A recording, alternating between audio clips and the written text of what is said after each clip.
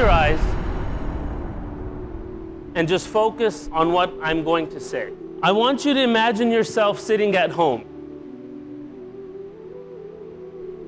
See yourself there. Feel the couch that you're sitting on. Look at your kids running around. You're watching TV, you're reading a book, you're on the computer, whatever you usually do. And suddenly, you feel this immense pain in your chest. Put your hands on your chest.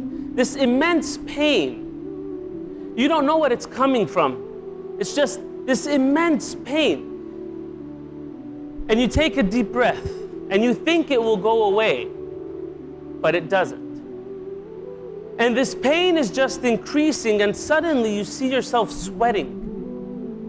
You stand up to find something, a cup of water, some medicine, but as soon as you stand up, you fall to the ground.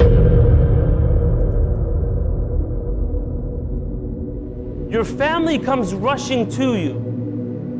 What's happening? Are you okay? You look at them. A tear comes out of your eye, but you cannot utter a single word.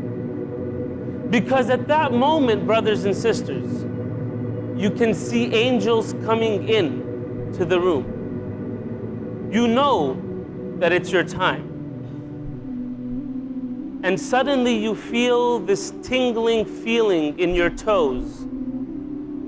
And it starts to crawl up your legs. Everything it touches turns blue, cold, and dies. Your soul is slowly coming out of your body. This tingling feeling, you want to stop it, but you can't. It moves up your legs. It's at your hips. Your whole lower body is dead. It's cold. It's blue. You try to move it, but you can't. Your family's calling 911, trying to save you. You want to tell them some final words, but not a single word comes out from the pain and the agony of death. You look at your kids. You don't know what's going to happen to them. You look at your wife, and suddenly this tingling feeling keeps crawling up your body.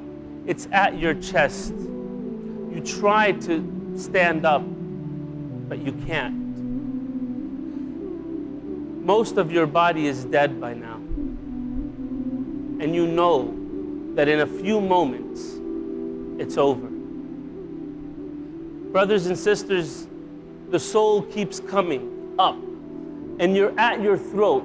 You feel this tingling feeling at the throat, and the soul is just about to leave the body, and you're just about to die, and something happens.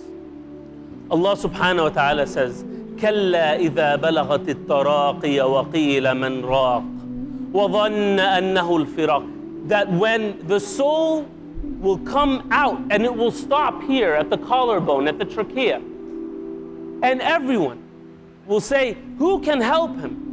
Someone help him, someone save him. وَظَنَّ أَنَّهُ الْفِرَاقِ. But you know that it's over. You know that you're dying. You know that you're leaving this world. وَالْتَفَّتِ السَّاقُ بِالسَّاقِ. Your leg will be on top of the other like this. Out of the pain and agony of death, the soul is leaving your body. وَقِيلَ مَنْ رَاقٍ وَظَنَّ أَنَّهُ الْفِرَاقِ وَالْتَفَّتِ السَّاقُ بِالسَّاقِ إِلَىٰ رَبِّكَ يَوْمَئِذٍ الْمَسَاقُ. Your next destination is to Allah. The next stop is the hereafter. It's over. What if I told you that your body is only a garment for the time being? That the face in the mirror you are seeing dulls in importance to the soul that beams from your inner being? What if I told you that when we die it will feel as though in our lives we were dreaming or sleeping, so fleeting, the spirit freeing like streams, discovering new meanings, more than what it truly ever seems? What if I told you that Allah repeatedly swears in the Quran by the night making oaths to the changing day to remind us of his power over this whole display, and to think of how fast time can feel in just one day.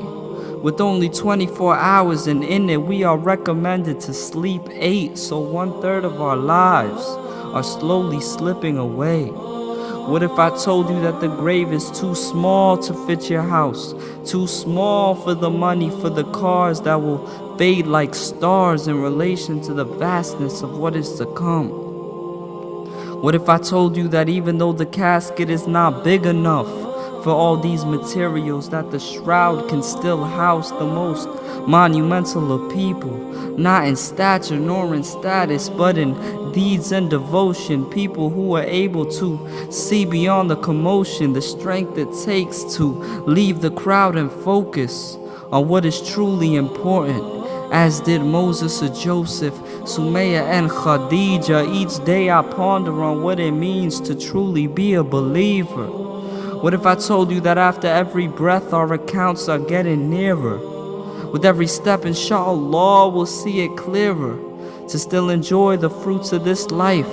Smiling is charity, but never too in love that we lose our clarity and forget the true prosperity, to fulfill our promise and submit with sincerity. And what if I told you that even if all the people were to rebel, our shadows would still prostrate and bear witness to He who created you and me, Al-Hamid, the praiseworthy.